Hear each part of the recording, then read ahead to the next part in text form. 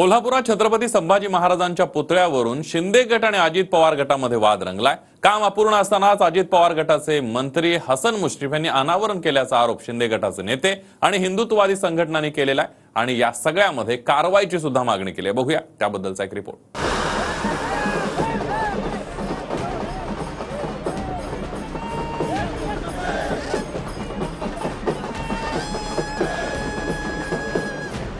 कोल्हापुरातल्या विकास कामांवरून महायुतीतलेच पक्ष आमने सामने आले। काम अपुरं असताना छत्रपती संभाजी महाराजांच्या पुतळ्याचं उद्घाटन केलं म्हणून अजित पवार गटाचे हसन मुश्रीफ आणि सतेज पाटलांविरोधात शिंदे गटासह हिंदुत्ववादी संघटना आक्रमक आहेत। दोन्ही नेत्यांवर गुन्हे नोंदवण्याची मागणी केली जाते आहे। कोल्हापूरच्या पापाची तिकटी भागामध्ये छत्रपती संभाजी महाराजांचा पुतळा उभारण्यात येत होता।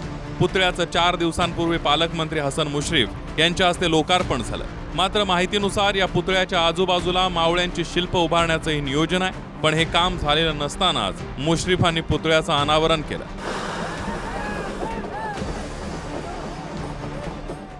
काही लोक कोल्हापूरचे मालक स्वतःला समजतात। मग अशा वेळेला मी सन्माननीय मुख्यमंत्री महोदयांना याविषयी माहिती दिली होती।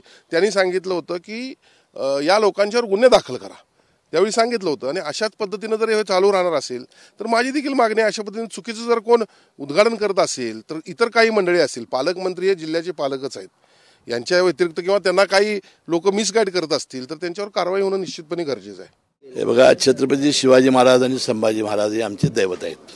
ज्या वेळा मला निमंत्रण दिल्यानंतर महाराज म्हटल्यानंतर आम्ही जातोच।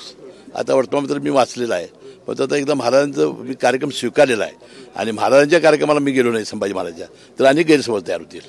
आता महाराजांसाठी काय आमच्यावर शिक्षा होईल ते होईल, तर आम्ही जाणार आहोत लोकार्पण कार्यक्रमाला। याआधी सुद्धा कोल्हापुरातल्या विविध कामांवरून सत्ताधारी अजित पवार गट आणि शिंदे गट आमने सामने आला। पाईपलाईन योजना, रस्ते दुरुस्ती, रंकाळा संवर्धनाचा निधी यावरून अजित पवार गट आणि शिंदे गटात श्रेयवादाची लढाई झाली आहे। यानंतर आता पुतळा अनावरणाच्या वादातून दोघांमध्ये वाद रंगलाय।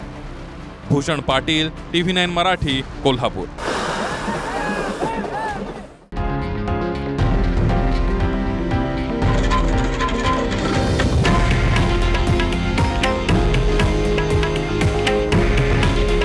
हे आहे देशातील नंबर 1 न्यूज नेटवर्क आणि आपण पाहत आहात TV9 मराठी। काळजी तुमची, हित महाराष्ट्राचं।